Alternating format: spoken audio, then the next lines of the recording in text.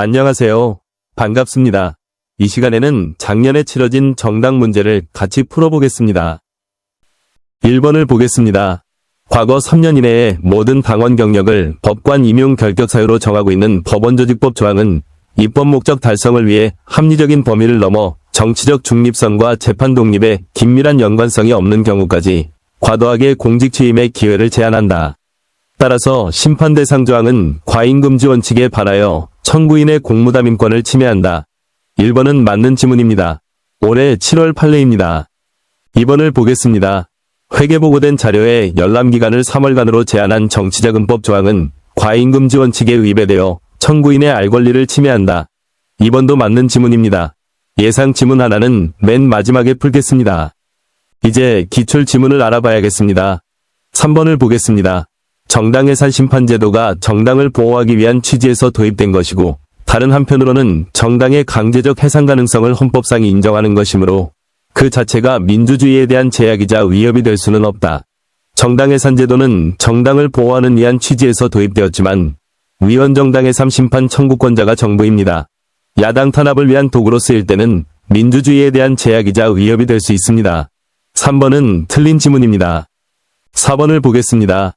정당해산 제도의 취지 등에 비추어 볼 때 헌법재판소의 정당해산 결정에 있는 경우 그 정당 소속 국회의원의 위원직은 당선 방식을 불문하고 모두 상실되어야 한다. 통진당 해산 사건에서 헌재는 국회의원의 경우에는 지역구든 비례대표든 당선 방식을 불문하고 소속 국회의원은 위원직을 상실되어야 한다고 판시했습니다. 그런데 비례대표 지방의원에 대해서는 판단하지 않았습니다. 최근 위헌정당 해산 시 비례대표 지방의원은 위원직을 상실하지 않는다는 대법원 판례가 나왔습니다. 대법원은 공선법 조문은 비례대표 지방의원의 위원직 상실에 대한 근거가 될 수 없다고 판시했습니다. 헌법, 공선법, 정당법, 국회법, 지방자치법 어디에도 위헌정당 해산 시 국회의원이나 지방의원의 위원직 상실 여부에 대한 규정한 조항은 없습니다. 4번은 맞는 지문입니다. 5번을 보겠습니다. 정당은 단순히 행정부의 통상적인 처분에 의해서는 해산될 수 없고 오직 헌법재판소가 그 정당의 위헌성을 확인하고 해산의 필요성을 인정한 경우에만 정당 정치의 영역에서 배제된다. 정당은 오직 헌재의 해산 결정에 의해서만 강제 해산될 수 있습니다. 5번은 맞는 지문입니다. 6번을 보겠습니다. 안성시 시설관리공단 상근직원에게 정당의 경선운동을 금지하고 처벌하는 공선법 조항은 위헌 결정됐습니다. 최근 헌재는 정치적 표현의 자유를 두텁게 보호하고 있습니다. 6번은 틀린 지문입니다. 7번을 보겠습니다. 광주시 광산구 시설관리공단 상근직원에게 정당의 경선운동을 금지하고 처벌하는 공선법 조항은 안성시 시설관리공단 사건과 같은 이유로 위헌 결정했습니다. 7번은 틀린 지문입니다. 8번을 보겠습니다. 정당의 해산을 명하는 헌법재판소의 결정은 중앙선거관리위원회가 정당법에 따라 집행한다. 8번은 맞는 지문인데요. 오답으로 정부, 국회, 헌재 등이 기출된 적이 있습니다. 9번을 보겠습니다. 등록이 취소된 정당과 자진해산한 정당의 자녀재산은 당원이 정하는 바에 따라 처분한다. 정당법 내용 그대로입니다. 9번은 맞는 지문입니다. 10번을 보겠습니다. 정당법상 시도당은 당의 관할 구역 안에 주소를 두고 있는 1천인 이상의 당원을 가져야 한다고 규정하고 있는데 이는 정당의 자유를 침해하지 아니한다. 정당법상 5개의 시도당에 1천인 이상의 당원을 가져야 한다는 조항은 합헌입니다. 10번은 맞는 지문입니다. 11번을 보겠습니다.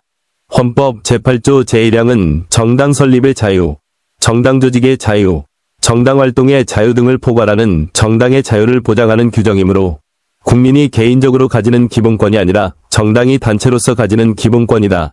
정당의 자유, 즉 정당 설립의 자유는 국민과 정당 모두가 기본권 주체가 될 수 있습니다.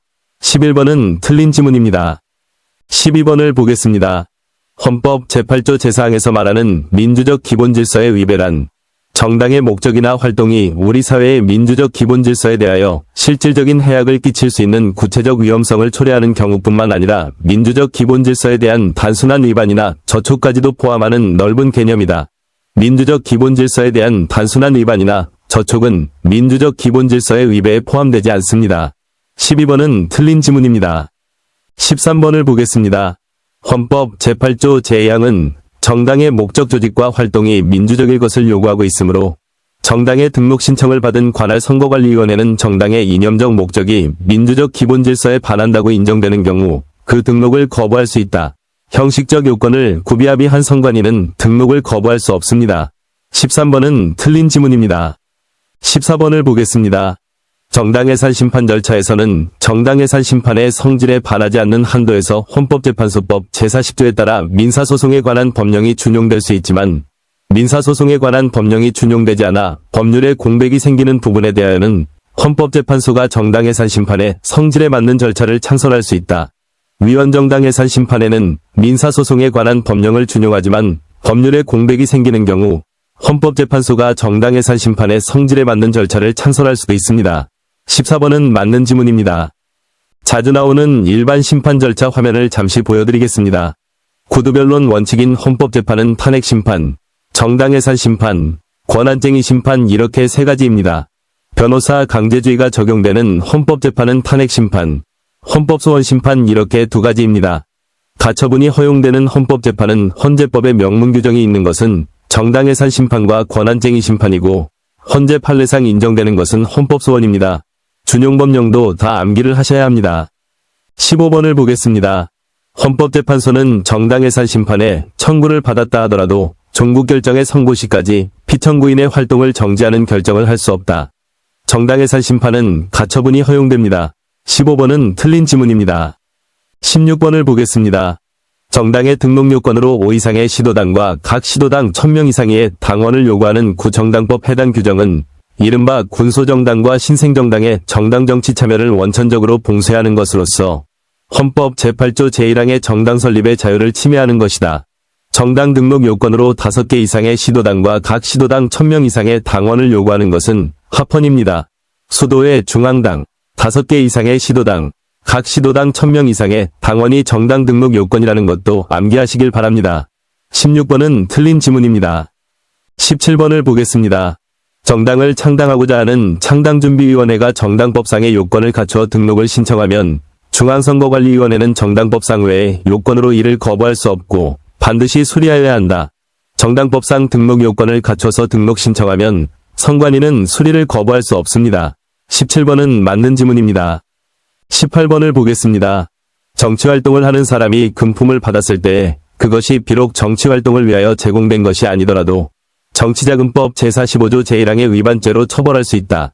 정치활동을 위해 제공된 것이 아니라면 처벌할 수 없습니다. 18번은 틀린 지문입니다. 19번을 보겠습니다. 국민의 자유로운 정당 설립 및 가입을 제한하는 법률은 그 목적이 헌법상 허용된 것이어야 할 뿐만 아니라 중대한 것이어야 하고 그를 넘어서 제한을 정당화하는 공익이나 대처해야 할 위험이 어느 정도 명백하게 현실적으로 존재해야만 비로소 헌법에 위반되지 아니한다.